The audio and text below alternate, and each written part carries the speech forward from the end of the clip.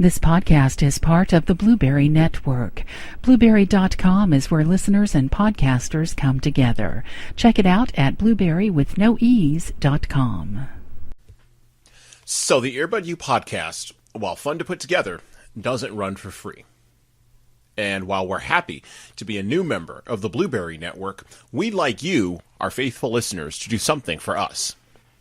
If you're thinking about engaging with podcasting either now or in the future, and you're stuck on a hosting company, Blueberry is for you. Look, there are a lot of podcast distribution companies out there that are going to make you a lot of promises. But Blueberry offers three things that made it my go-to when starting the Earbud U podcast. Number one, convenience. With the PowerPress plugin and WordPress integration, it works with around 90% of all websites out there. Number two, optimization. Yeah, it took me a while to accept that Apple and iTunes pretty much rule the roost when it comes to podcast distribution. But after I came to that realization, Blueberry was great at making everything very, very easy. Number three, publishing and distribution is simple. Look, I have a lot of stuff going on in my life. I design corporate trainings, I give speeches, I write blog posts, and occasionally I get to see Mrs. Earbud U and the kids. But with Blueberry, publishing my podcast was done and over in 3 easy steps. No muss, no fuss, no bother. Look, head on over to blueberry.com, no ease, and type in the promo code earbud_u, and they'll give you a month of hosting service for free on me. You can't beat that deal with a stick. That's blueberry.com, no ease, and type in the promo code earbud_u. And now, on with the show.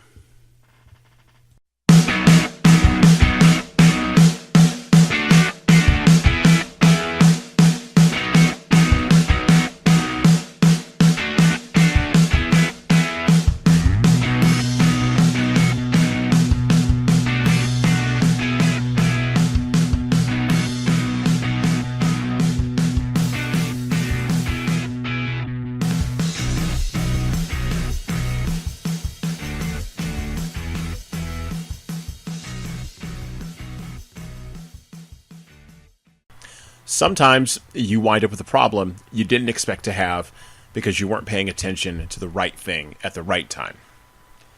Instead, you were so focused on the wrong thing, thinking in good faith that it was the right thing to be focused on at the time, that you totally missed the problem staring at you, sitting in the corner, directly in the face.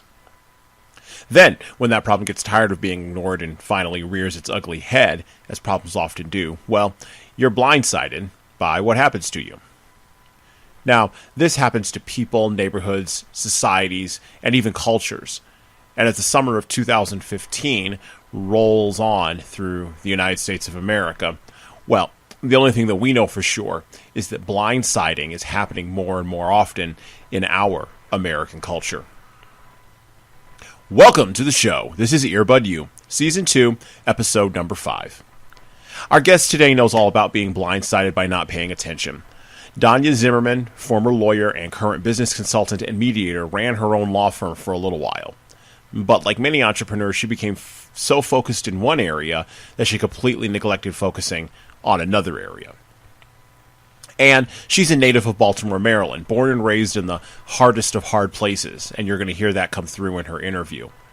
Donya is honest about her mistakes, her missteps, and her blindness in a way that I found to be humorous, refreshing, and quite frankly, courageous. Look, courage is more lacking than genius is in our fraying culture. We laud the entrepreneur who cocks and crows about cashing out at a high valuation, or the one who makes his or her next round of seed funding. But we celebrate less failures and disappointments. We also celebrate less the culture that grinds the courage out of people. And maybe it isn't really a celebration. We don't demand it to change. The culture that grinds the courage out of people and continues to pull them back into the bucket of mediocrity, back into accepting the status quo. Donya's trying to do better. She's trying to avoid being blindsided again.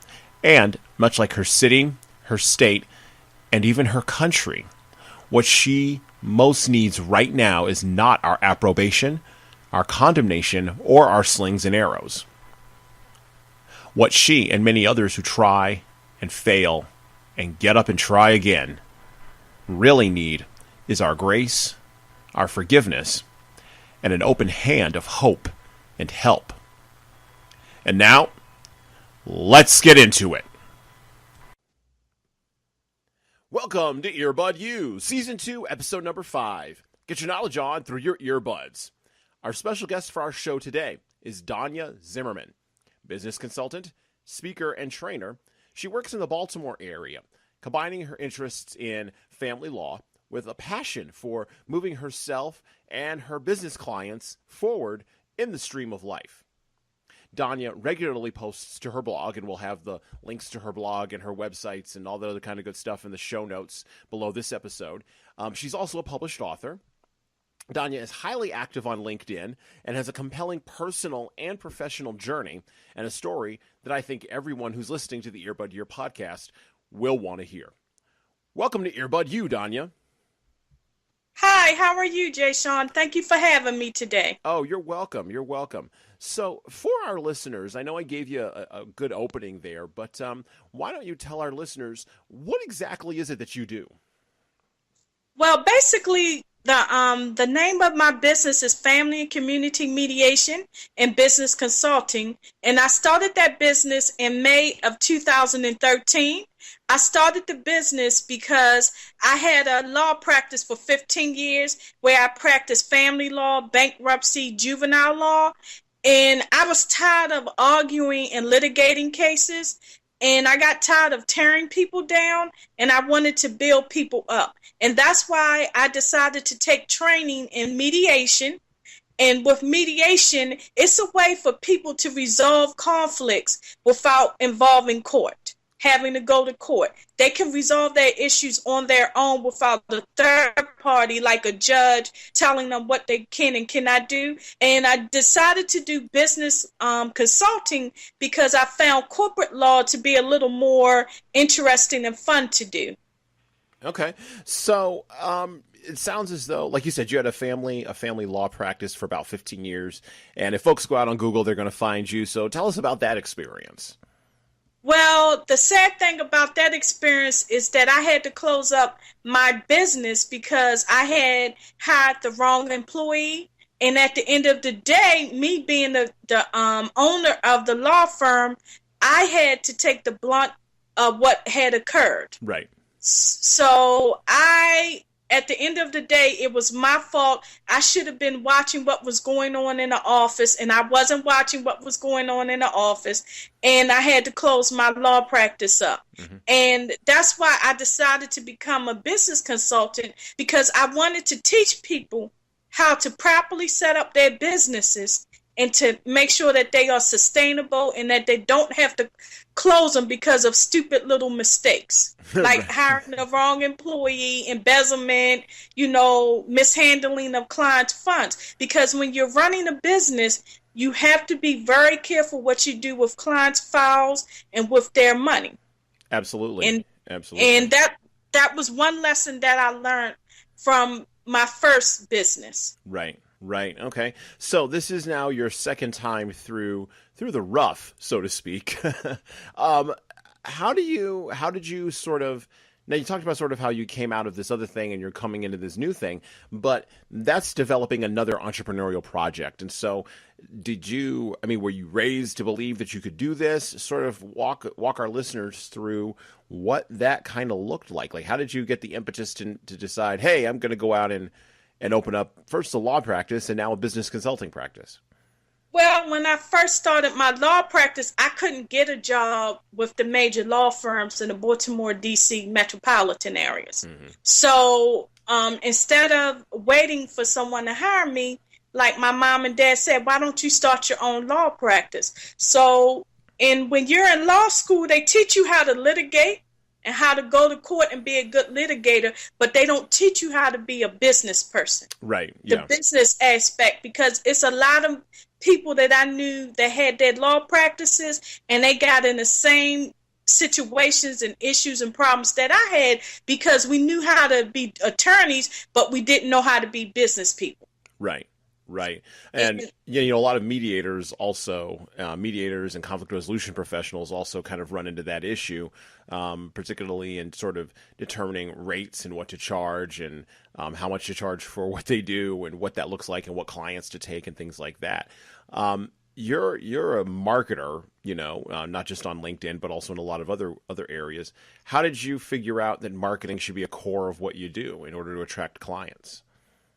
Well, with the new practice, I was able to get a mentor, and her name was Sheila Johnson. She was the teacher at the Women's Entrepreneurs of Baltimore, where I got my certification to be a business consultant.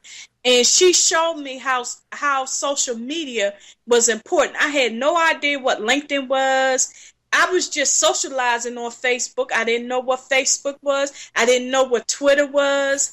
And I didn't know any of that, and she guided me. And that's why it's a position where you want to be at, because they can guide you through this maze of being an entrepreneur, small business owner. Mm-hmm. Mm-hmm. So having mentors is very important, right? Yes, exactly. And it doesn't matter how old the mentor is, because I have another mentor. Her name is Maria James, and she's part of this organization called Heal a Woman, Heal a Nation. And she has a PhD in finance and accounting, and she's so smart and so intelligent. She's one of my mentors. You know, we meet time to time, but we communicate on Facebook together and things like that. And I read her blogs, I read her newsletter, because she gives good advice. It doesn't matter how old the person is. And I'm learning that young people have a lot to offer us, adults 35 and older. Right. And they can be some of the best mentors out there for you. Right. But we as adults, we want to keep telling them what to do instead of us sit back and say, hey, what can I learn from them? Because young people 35 and younger, they are the ones that set this trend. You know, look at Zuckerman, who started Facebook. He's not that old. Right. I don't even think he's 30 yet. Zuckerman. And, all on Facebook. You know, everybody that started LinkedIn, Twitter, Facebook, these people are young. Instagram, they're young. Yep. So I started surrounding myself with young people as well, because they can teach you a lot. Right. Right. Well, and how do you navigate sort of with the mentoring piece? Okay. So you've clearly gotten some life experience as well. And part of being a mentor, at least as I've always understood it, is yes, I get mentors and I have people who mentor me, but then I also turn around and sort of pay it forward. You know, I sort of have my own mentor or have my own mentees. And some of the best entrepreneurs that I've interviewed on this show, artists, writers, designers, fellow mediators, movie makers, they have a sort of a group of people that they gather around themselves and say, I'm going to pass it along. So who are you mentoring? You know, how are you passing along the life lessons that you have? Well, one friend said, you are not my accountability partner. You're my mentor. I'm like, what are you talking about? We're accountability partners. And she said, Donya, you give so much good advice. And I've noticed that I'm mentoring women in my mother's age, like 60, like 50 and older, between 50 to 75, because they're the new generation of, they're not even senior citizens anymore. They're thinking about saying that you're old at the age of 80. Right. Because I look at my grandmothers, they're 87 and 92, and you can still have a good conversation and they still give you good advice. And it's funny that the people who I'm mentoring, they're my mother figures. Right. And it's like, wow, they're actually listening to me. You know, they have, and then like one young lady, Lucretia said, she said, Donya, you're sitting up here telling me that you're listening to your children. It's like me listening to my children. And see, you don't realize that you're younger than me and we're listening to you. So I've never paid attention to the fact that people say I'm their mentor. Right. People have said, oh, I'm going to get you in contact with my mentor, Donya Zimmermaan. Well, so-and-so said you're their mentor. I said, no, we're accountability partners. Right. So I'm being, like I told Sheila Johnson when I met, I said, you don't know it, but you're going to be my mentor. People have came to me and told me that I'm their mentor. So I don't do it set out to say, hey, I'm going to mentor you. I just have a lot of accountability partners, and we call each other mentors, mentees. Right. Okay. Okay. Accountability partner. That sounds a lot like AA or something like that. But I know from mastermind groups and things like that, that's not really sort of the idea. But I mean, maybe it is. There's a lot of parallels there. This idea that you say you're going to do something, and then you check in with somebody else to sort of make sure that you keep on the straight and narrow. And mentors are always something like, even for myself, that were tough because I don't know. I have a giant ego, and so it's one of those things where humbling yourself to sort of say, hey, I don't know everything, and I don't really understand sort of some things that have happened to me or why they've happened to me, and I don't want to make the same mistakes again. It hasn't been a struggle for me, but it's been something that I've learned in my own entrepreneurial journey. Yeah, I can relate to that, because as an adult, we always get on our children that they never want to listen. They're hard-headed, and then we realize they have a lot of our characteristics and traits within them. Right. You look at them. I look at my nieces, like my oldest niece. The journey she's going on is the same journey I went on, going to school, working, seeing how difficult it is when you I can't wait to get out the house. Now she wants to be with us, be around us. She misses us. She wanted to be grown, like our parents say, oh, you want to be grown? I'm going to let you be grown, but right. Remember, you got to come back with your tail between your legs. So I realized that you have to humble yourself. You have to be, spiritually balanced, and you don't know everything. Right. And that's why I like this new journey, because I love when I meet people like you, that you're willing to open up your broadcast to anybody to advertise, to market themselves. And I think that's a wonderful thing. And that's why I want to pay it forward. Whereas, if I'm giving, a workshop or something, I would think of you, hey, he knows how to do the radio thing. He's mediation. He can come talk to people who may want to be mediators. And so I just like this new venture I'm on as a new business owner, because with my law firm, it was like I was by myself. Right. I was all alone. Right. Well, let's talk about that. Actually, first let's back it up a little bit. Talk to me about sort of your family life. Like, how did you grow up? What was it like growing up in Baltimore? Sort of, because current events, and we're recording this, in the early part of in the early summer of 2015, but sort of talk to me about the way your life has sort of arced. Like, what does that look like for our listeners? Give us sort of that personal take. Like, what's the personal side of Donya like? What was it like growing up where you grew up, and how did you sort of leapfrog out of that to go to law school? Like, how did that process happen? Well, I come from a house where my parents divorced when I was they separated when I was 7 years old. And my dad started another family. And so we were raised by, me and my older brother and younger brother, we were raised by my grandmother, because we had those parents, they were the 50s kids, where it was, me. I hate to say it, but that baby boom generation, me. What can you do for me? Mm-hmm. And so at the end of the day, my grandmother, she raised the first group of grandkids, which was about 7 of us. She raised all of us. Oh, wow. And I grew up not in Sandtown area, because that's on the west side, but I grew up off of Harford Road, and we called that down the hill. Whoa, careful. Don't give the specific address. You don't want people showing up at your house. I'm not going to give the specific address. But it was off of Harford Road, and they called it down the hill. But I never saw it as being poor. I grew up in a working class family. And I grew up in one of those neighborhoods where our little block, where you couldn't do nothing because you had a bunch of old ladies. They were middle-aged like my grandmother. They told everything that you did. If you were sneaking to a boy's house, if you were doing this. And by the time you got home, they done fussed you out so much. By the time you got home, you too exhausted. Just give me my punishment and call it a day. And the old proverb, African proverb, it takes a village to raise. I was one of those young girls because I'm the oldest granddaughter on both sides. So whatever I did, I was always the example. Don't do that because your younger female cousins are going to do what you do. Right. So I never got pregnant like my girlfriends did because, in the 80s and 90s, it was a high epidemic of teenage pregnancy. So I avoided that. I used to tell the guys, if you're going to want to do this, you're going to have to marry me and you're going to have to take care of me.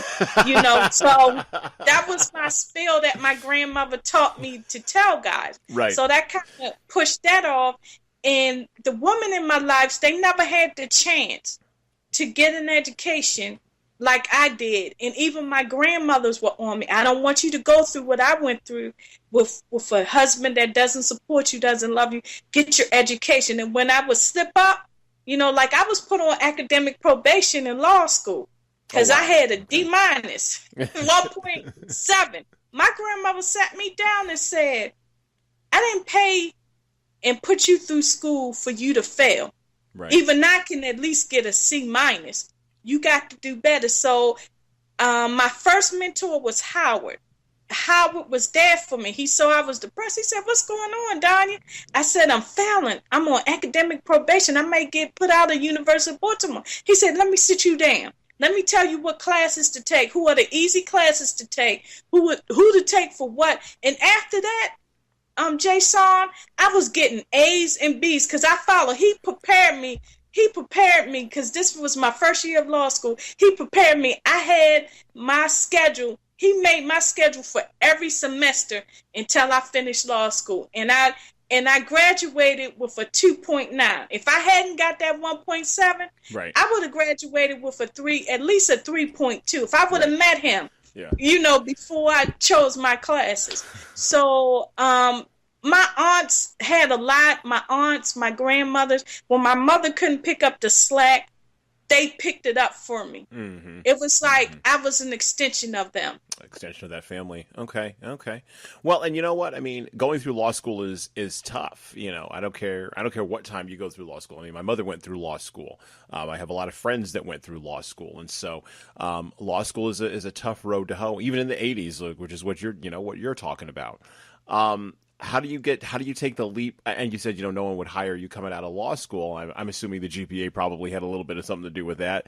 But every entrepreneur sort of has that story, sort of being rejected by either a dominant culture or being rejected by a dominant industry and saying, I'm going to make my own way, and I'm going to go through the failures, and I'm going to.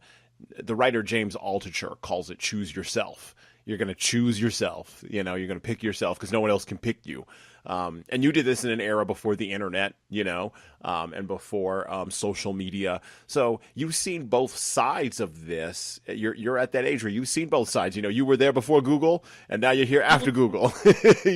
So tell us a little bit about sort of what's the difference in developing a business. You talked about the loneliness, so that's one aspect, and the collaboration that you have now, the ability to be collaborative that you have now.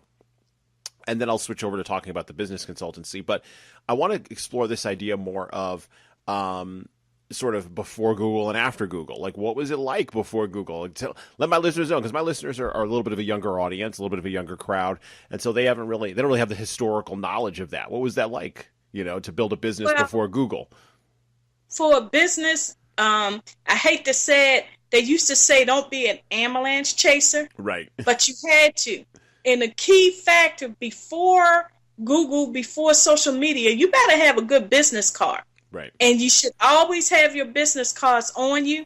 And as an attorney, you always look for opportunities. So whenever I was sitting in court, I may have been sitting in court for one client, and then I see a poor woman, her husband is just railroading her, no offense to you, but that I represented the women in divorces. Hey, no, it's fine. Women got to have representation too. I'm not, you got to do what you got to do to eat. Everybody got to eat.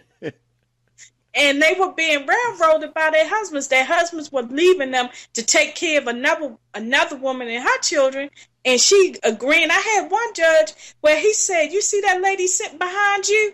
Ms. Zimmerman, she's a damn good attorney. And I'm not going to agree to this separation agreement until you talk to Ms. Zimmerman. This woman was going to allow this man to just leave her and only give her $500 a month in alimony. And they've been married for 20 years and only $300 a month. And they had 5 kids. And this man worked for the Secret Service. So you know he was making money. So he said, no, I'm not going to agree. Even though the guy had an attorney, she didn't have an attorney. The attorney got upset. He said, no, and you as an attorney, I should report you to the Attorney Grievance Commission for you trying to railroad this woman. Mm-hmm. No, Ms. Zimmerman's going to talk to her, and we're going to come back. I'm going to reschedule it when it's convenient for Ms. Zimmerman. So my reputation played a lot with me being a good attorney, because I would have judges, I would have clerks, people in the courthouse would refer people to me. Right. Miss Pat, the family law court clerk, gave me your name and number.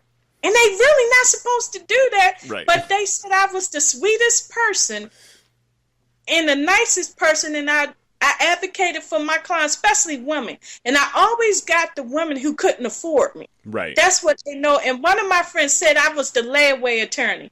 You know, that's one thing. Before the internet, you had to accept down payments.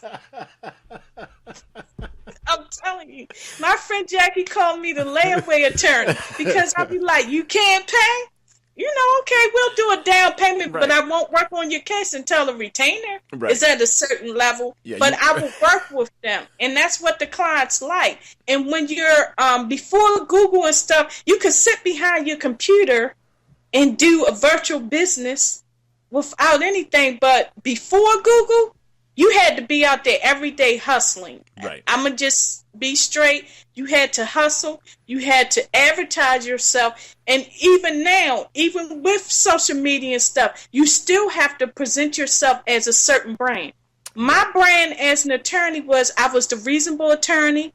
I fought for the rights of women in divorces. And that's the majority of my clients were. Mm-hmm. Mm-hmm. Okay. Well, and see, you know, listen, I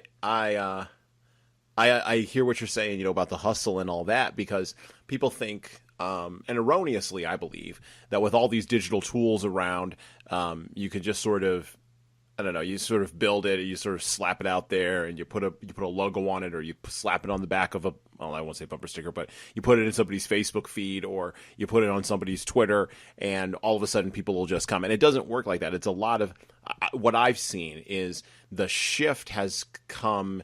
And now we're 25 years past the discovery of Google. Let's be clear. I mean, Google is the 10th search engine out there. It wasn't the first; it was the 10th, and we're now 25 years past into its dominance, not past its dominance, but into its dominance.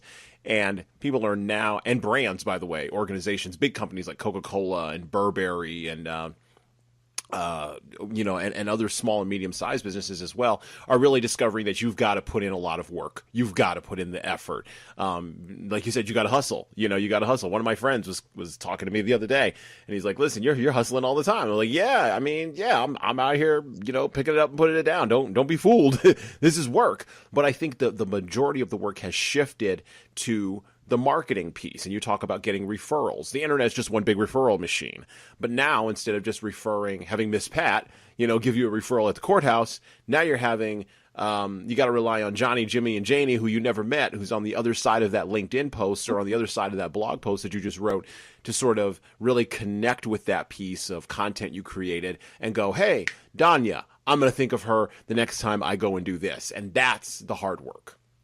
Yeah, in a way, I think social media and all these advancements in technology are good, but the one thing that I miss is the personable conversation, meeting people one-on-one. That's why, like, somebody wrote an article recently that said networking is dead, and I think that's false. Because you got to go out there, you got to meet people, you got to socialize. If you just sit in front of your computer all day, every day, I think it'll drive you crazy. Right. And one thing before Google that I like is you got to go to network meetings, you got to go to parties, you got to mingle with people, you got to one thing that I loved about being an attorney is you got to meet your clients and customers and know them one-on-one. Like, when you were a kid and you had that corner store and they would be like, oh, that's Jesan, that's Miss So-and-so's son, or that's Donya, that's Miss Fanny's granddaughter. That personal thing, I like that connection and then the funny thing is when you go and network now, after Google, people look at you.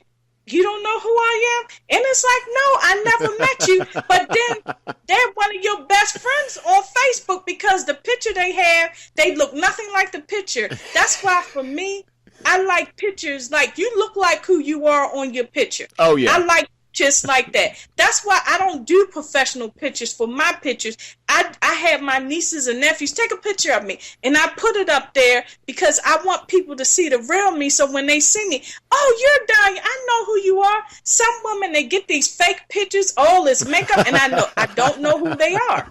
And I'm like, who are you?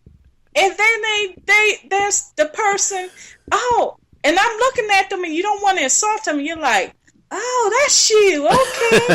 Okay.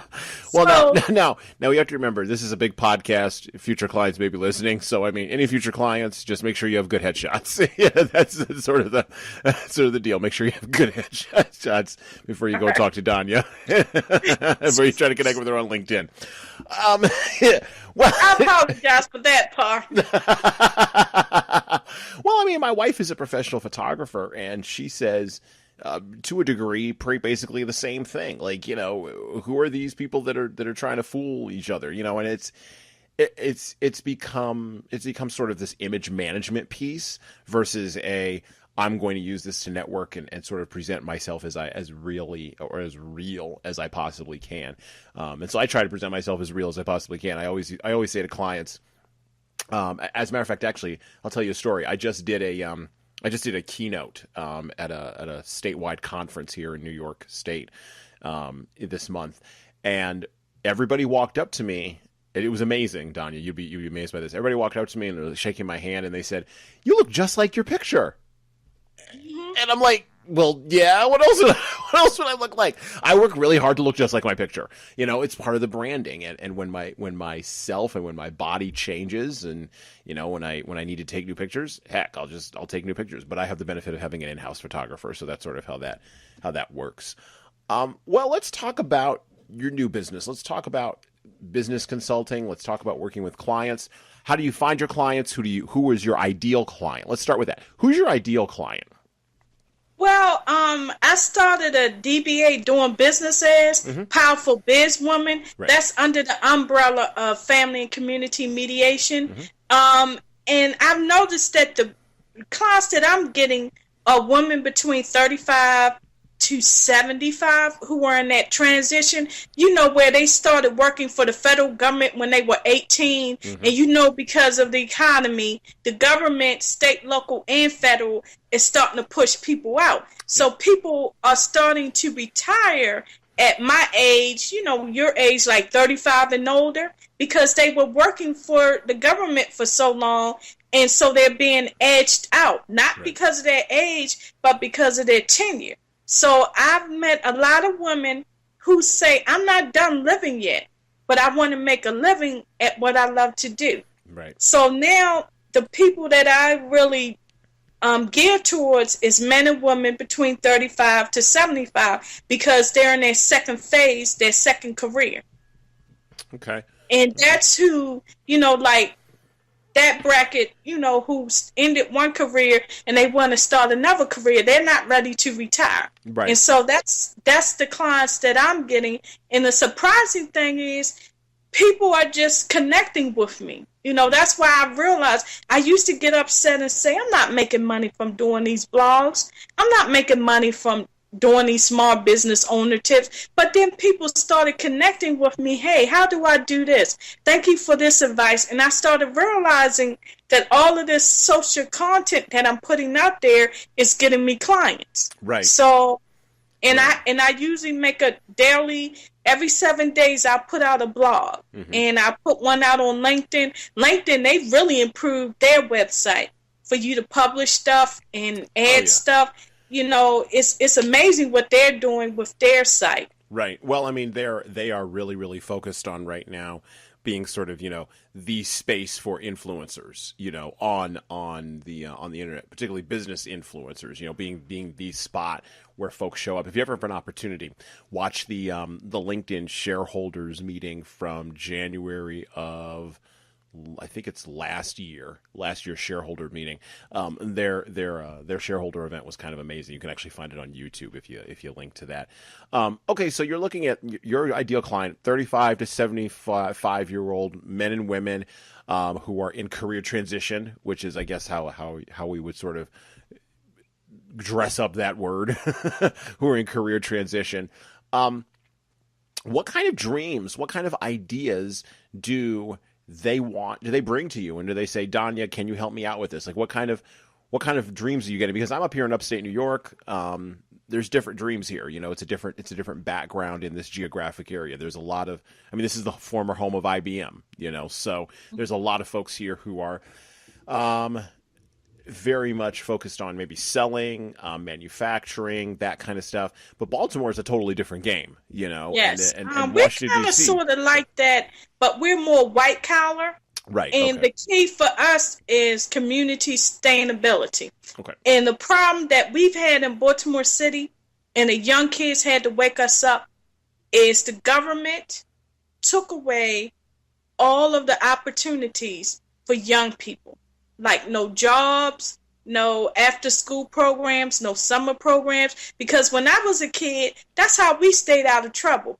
When one summer camp closed, you went to another summer camp. When that summer camp ended, you were going from summer camp to summer camp. I think one year we went to 4 different summer camps just to keep us out of trouble. Right. And you went to summer camp until 2 days before school started.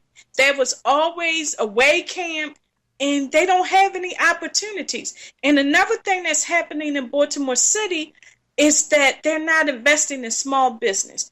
All they're concerned about is the vacationers that come to go to the Inner Harbor. That's all we have is the Inner Harbor.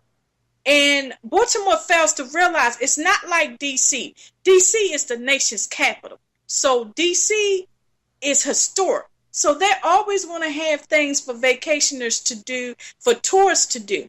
And with DC, you can go in any neighborhood as a tourist and you'll learn history, Black history, African American history, white history. It's just a historical town. Whereas Baltimore, all they really concern themselves with is downtown, the Ravens, and the Orioles. They don't worry about the inner city parts, the outskirts of the Inner Harbor. Don't you think that people want to tour, your neighborhoods? People like that. When you come to New York City, we don't just go down to the Broadway. We tour Harlem. We tour all the jazz spots. We go where historical places, and that's what they need to do with Baltimore.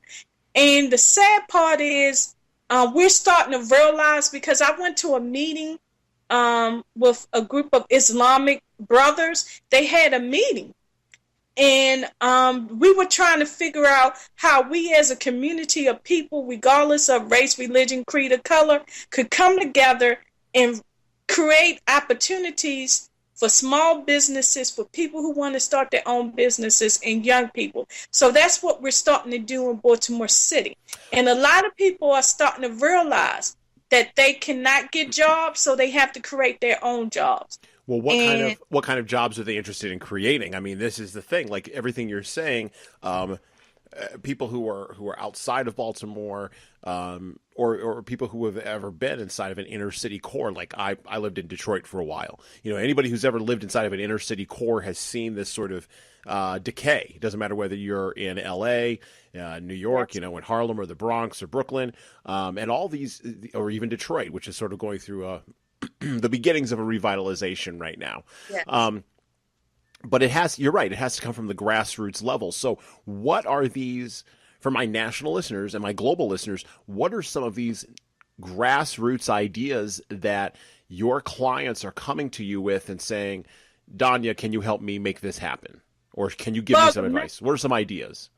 The main idea is we're doing this construction. Okay. Because like you said, in Detroit, a lot of the neighborhoods, the houses are deteriorated, depleted. They look horrible. Like Right. the West Side was where Thurgood Marshall, Mm-hmm. Frederick Douglass. West Side, when the prominent black people in Baltimore City lived in the Drew Hill Park area. Okay. And if you go to the Drew Hill Park area, that's where the riots started in Sandtown, Winchester. It used to be beautiful. And Baltimore was known for its marble steps. People used to keep those marble steps shiny and white. If you go through those neighborhoods, you'll find one house and the rest boarded up. So mainly what people are trying to do is they're starting rehabilitative housing businesses. They're doing construction businesses. And another thing that you may have heard of is called a grocery desert, where some neighborhoods you don't have grocery stores. Right. So a lot of people want to open small, forget the corner stores, because the corner stores, they just sell you a bunch of junk food. Right. Food that is not good for you. So a lot of people want to start grocery stores. Right. A lot of people want to start workforce development. Okay. For the nonprofit workforce development programs to help the people in that particular city, to help them, give them jobs. Now, one thing I can say that Mayor Rawlings Blake administration is doing, she does make sure that construction companies at least allocate, I'm not for sure, they have to allocate at least up to 20% of their work to minority subcontractors. So if they get a big contract, they have to have at least 20% of the work has to be with a minority construction company. And they're rebuilding the schools. So for Baltimore, the main thing for small businesses that people are really looking at is construction, rehabilitative housing to fix the houses up, and grocery stores, restaurants. And a lot of people are starting to do, like, they want to bring entertainment to Baltimore, because we don't have a lot of entertainment like New York and DC. Right. So they want to start clubs. So that's the main areas that a lot of people are starting small businesses. And we're starting this campaign where we're asking people to support small businesses in the Baltimore City area. And his name is Don B News Baltimore Glover, Donnie Glover. He started Black Wall Street. And he's famous for Black Wall Street. They have a ranch in Atlanta. I know he's done Baltimore a lot. And with Black Wall Street, he gives accolades to small businesses who give back and do community development and community organization. Okay. Well, I mean, it sounds like, you're right you've placed yourself and your business right at the epicenter of sort of this tornado of things that is about to really take off in Baltimore. And sort of what people see from the outside is, of course, rioting and civil strife and cops not getting along with people. And so they think maybe, that's the predominant narrative. But as we know, for mediation and conflict resolution, there's always two sides to an argument. There's never just one. Okay. And neither side is right, and neither side is 100% right, and neither side is 100% wrong. Typically, the truth is somewhere in the middle between those sides. And the other thing that I'm seeing, and from what you've described to me, is it sounds as though you really have a passion for seeing your community develop. At a certain point, at a certain arc, and you're still a young woman at a certain arc, have you ever considered? I'm just gonna put it out there. Have you ever considered political office? Is that another thing that's sort of on the horizon? Oh, I see. Is that something that's on the horizon? I mean, because the way you're talking, and you know what? One of the things that was in Bernard Mayer's book, I don't know if you ever read the book Beyond Neutrality, but he talked. Oh, yeah, I did. Yeah, he talked a lot about it, and I've been thinking about this book, and I finally picked up a copy of it and read it, and have been reading it, not read it, but have been reading it. One of the things that in there is he talks about this idea of getting involved in conflicts from an advocacy perspective rather than from a neutrality perspective. You're definitely in a position of advocacy, I would say, but advocacy gradually leads into politics, which is something that a lot of conflict resolution people sort of shy away from, because it's messy and there's no real way to figure out what the truth is, and there's a lot of other things that go into that. But is this something that you've thought about in your local area, getting involved more politically? Or is this something you're kind of like, you know what, no, I like my business, I like my blogs, I like my social media, I'll bring all you people together, and then that's it, you all go off and make trouble on your own? I've always was interested in politics, because I wanted to be the first Black female Supreme Court justice. All right. and then my niece, she said, "No, Aunt Donya, I'm going to be the first Supreme Court justice." And I said, you know what?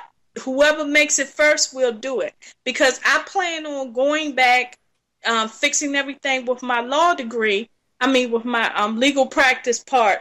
I have been thinking about doing politics. I don't aim to be mayor, but I would like to be part of that circle, maybe a councilwoman for the district, because I feel like I tell talk to my colleagues and stuff.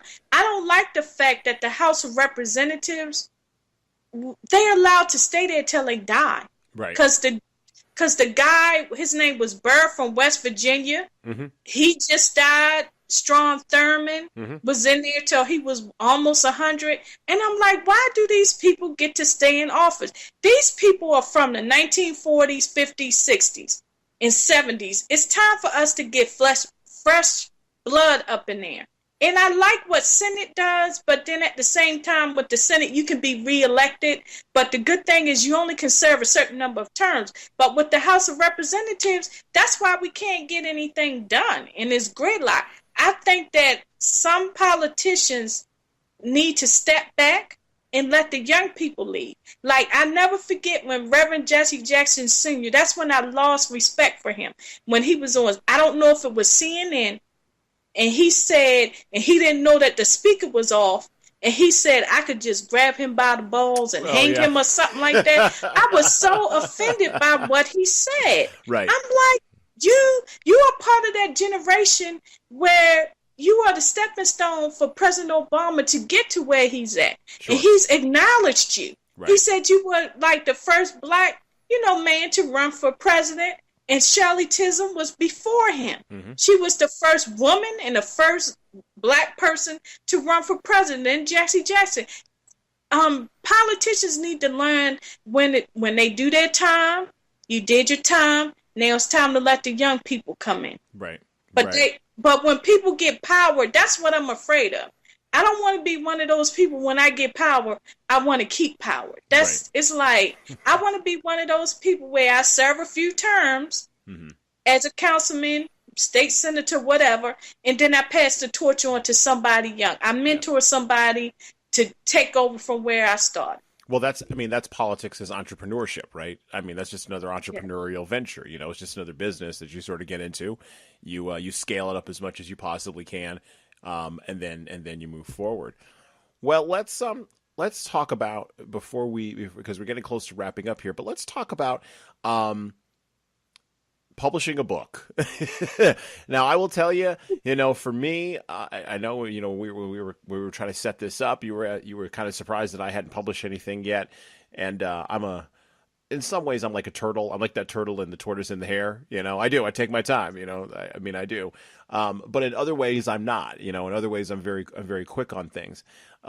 And I have my own process for book publishing, and this is something that I talked with another guest out of England that we had on earlier this season, and he has he's got it all broken up. Like when he wants to make a book, he has ideas on index cards, and he does this whole thing on his wall, and he's pulling off index cards and putting things together, and then he sits down and he writes the whole thing. Whereas for myself, my process is I pretty much just sit down, and it just sort of comes out of me.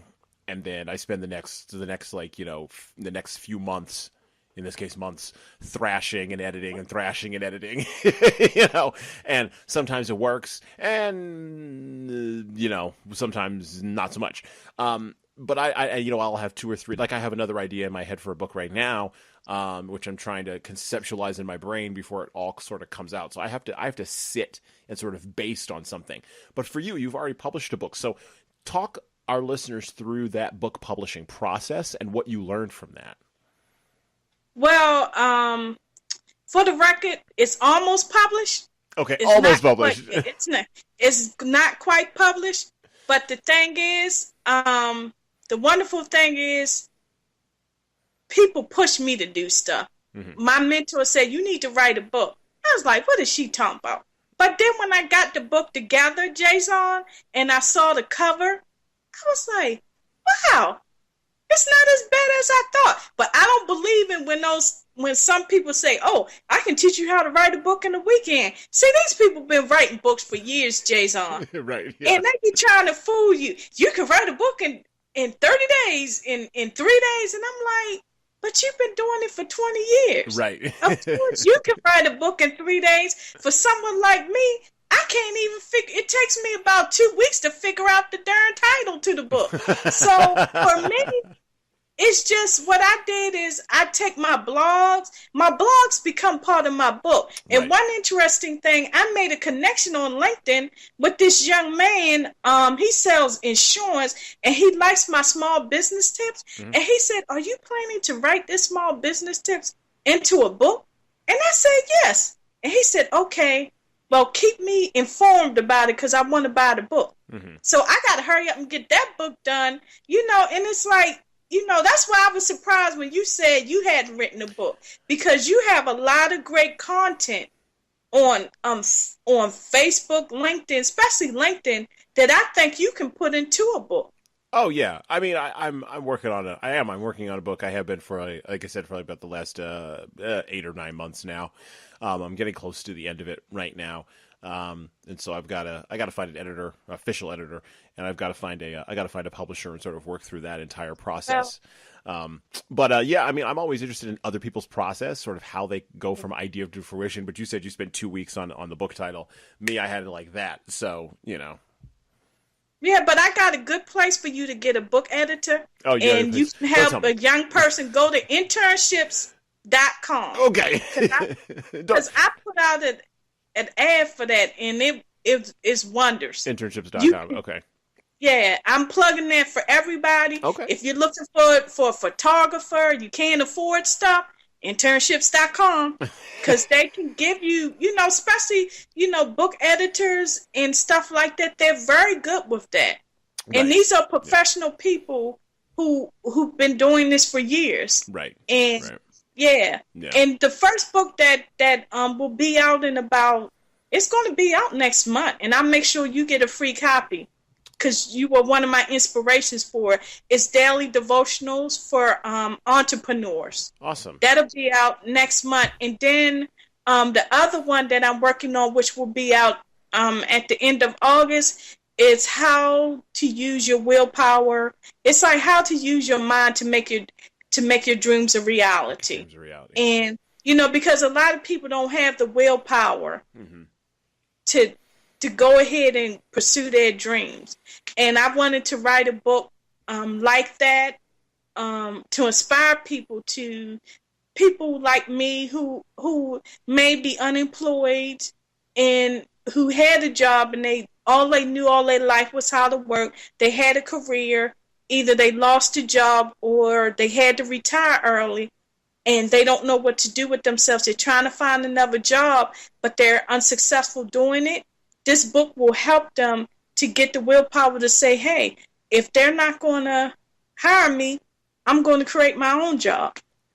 Like I said, James Altucher, the writer James Altucher, talks a lot about this. So does the marketer Seth Godin. A lot of other people, Mitch Joel, a lot of other people, are talking about this idea more and more. And I saw a story the other day on some news blogs that I follow about how more and more, a larger and larger percentage of the economy is really starting to focus around freelance work. And freelance work is really the very basic beginnings of that entrepreneurial journey. Now, freelance work normally doesn't scale, because if you don't work, you don't eat in a freelance situation. Or if you don't have a client, you don't get any money coming in. But that's the beginning thoughts of, hey, maybe I could take this a little bit further. Maybe I can launch this into something. And it sounds as though, you want to be right at the epicenter of that, just like you are in your community, with redeveloping your community. But it sounds as though you really want to be right at the center of that, Donya. So I appreciate that. Well, my last question, it sounds like, you talked a little bit about your books. that you got coming up here, and we'll have links to those websites in our show notes below. But is there anything else that you'd like to promote today for our listeners? Well, I have this. If they go to my Facebook page, Family and Community Mediation or Power Biz Woman, it's geared towards women. It's called the Zizzle Summit, and it's free, and it's going to be all next week, June the 21st to June the 26th, and it's for mom entrepreneurs, women who are married, who may be single, and they either have their own business now, or they desire to have their own business. It's going to be me, my other mentor, Capri Smith, and some other wonderful women, and then in August, they're going to have their first annual Mompreneurs Health and Wealth Expo in Oklahoma City, Oklahoma. Okay. And that's going to be the weekend of August the 20th. So if they're interested to get information about that, they can go to my Facebook pages, Family and Community Mediation and Powerful Biz Woman. And also the weekend of September the 18th, I will be in Myrtle Beach, South Carolina, with my girl Charlotte Howard, who's giving the Women's Retreat, Health and Wealth Retreat. All right. And they can find out about that on my Facebook. Just look me up on Powerful Biz Woman or Family and Community Mediation and Business Consulting. I have a few. Since I've talked to you, Jesan, I've been hustling and getting a lot of speaking engagements and radio show engagements. And thank you so much. You've been a blessing to me. And I think you're a blessing to a lot of especially young black men out there. I put a lot of young black men in Baltimore that I know. I've asked them to follow you on Facebook, and I've asked them to follow you on LinkedIn. And they said, Ms. Zimmerman, you got to get him to come to Baltimore. So when I get my workshop together, it's going to be geared towards young men, and I want you to be one of the presenters, if you don't mind. And I'll give you the details, because I consider you a friend. Mm-hmm. So I'll give you the details about it. But a lot of young black men in Baltimore are really interested to meet you, especially at Morgan State University, because they have an awesome program, entrepreneurship program geared towards young black men and women. Well, excellent. Well, thank you. I appreciate I appreciate you putting me on blast there, and letting folks know about me, and letting them know that I'm out here. One of the reasons why I do what I do, is because, well, it puts food on my table, so it helps me pay my mortgage. So that's also helpful. My 3 children like it when they get to eat. But the other reason that I do it is to show, like you said, to show young black men, but also just to show everybody that, you absolutely do have the opportunity with all the tools we have lying around. And there's no better time in history than right now to really step up and own something of your own and build something of your own. It's not just about consumption, which is what we see a lot of on the internet. A lot of people are consuming a lot of stuff. It's about creating. It's about getting your hands inside of that process. And it's about building, as I put in my hashtag across almost all of my tweets, it's about building for the future, and what are you doing today that's building for the future tomorrow. So thank you very much, Donya. I appreciate it.